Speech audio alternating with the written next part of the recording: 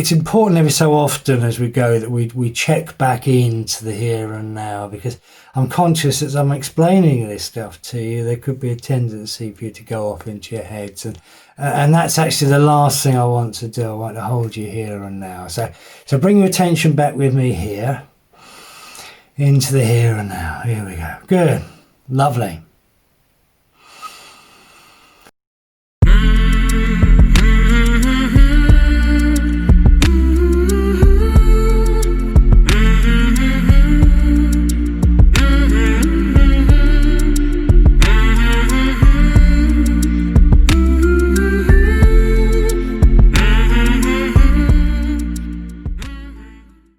Now, the other way that we tend to try and deal with feelings that's a bit of a disaster is to think our way out of them.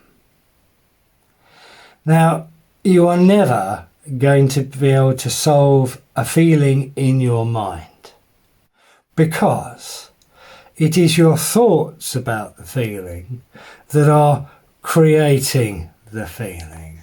The thought is an electrical impulse in your mind which activates a chemical response in the body. So you can lay awake all night, if you like, trying to think your way out of your worries, and all it is going to do is add to your anxiety.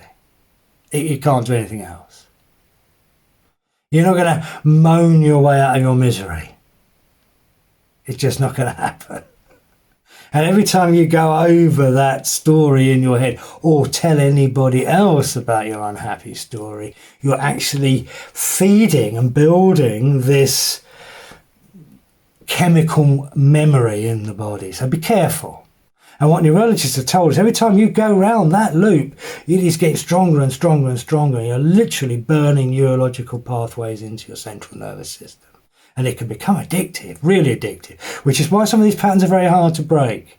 So, if you're doing this, that's fine. What's important is that you're aware. If you see these patterns, it's the repetition of constantly breaking them. Because once we start running, if we're running an anxious loop, or we're running constantly reliving something in our heads, or complaining, or running a story, literally it becomes burnt into our central nervous system. It becomes a habit. So it's like an addiction. So we're not going to break this straight away. And if your mind likes to analyze and go over your problems and your worries, it's not going to stop doing that straight away. But realize you're never ever going to think your way out of the emotion that way. You can't.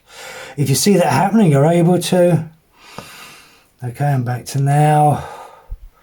I'm here. Yes, my mind wants to moan. Yes, it wants to complain. Yes, it wants to go over that story again.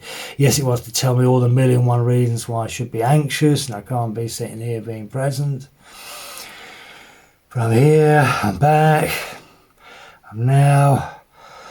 I've reset my body. Oh, God. My central nervous system is calming.